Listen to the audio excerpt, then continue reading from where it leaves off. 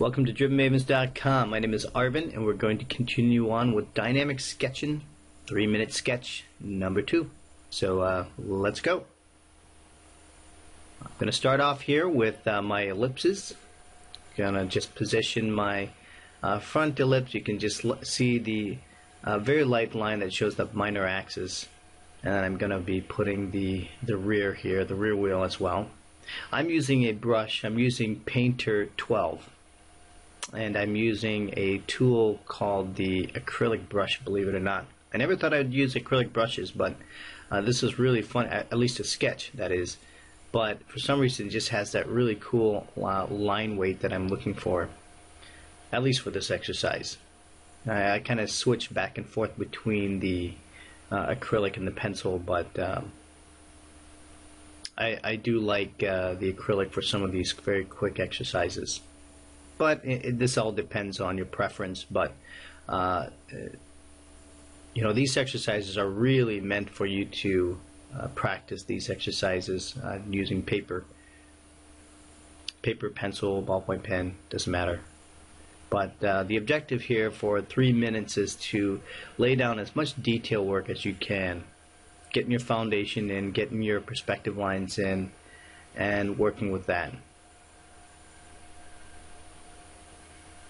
Even as I go through some of these things, I make I make mistakes, and I figure that I need to go back and correct them, and that's okay. I mean, that's all part of the learning process, and that's probably what I'm going to do with this one as I go through here, and I never go back and try to correct on the drawing itself. You just keep moving forward, and any corrections you need to do, you just create another overlay, take this particular file, and then you can go just recreate the drawing and make your corrections. And I'll show you how to do that once I'm done with this one on another post. Here I'm just readjusting. Looks like the rear wheel that I had was not placed correctly, so I'm just moving that back a little bit more. One indicator is that when you look at the wheelbase, you got to make sure that your doors are going to fall in line with in between the two wheels.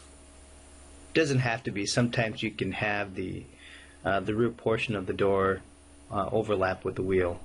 You see that a lot on sedans and stuff, and that's what I've done here. It's kind of overlaying to it.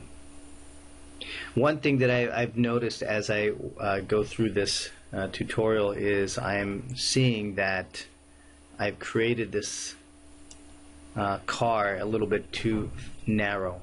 It's not wide enough, so that's another thing I'm going to correct when I go back in and do maybe another 3-minute sketch and just widen the stance of the vehicle a little bit. But that's alright. This is what it's all about, is to get some exercise in and just keep going. Anyway, I hope you enjoyed this episode. This is wraps it up, and we'll see you here next time on drivenmavens.com.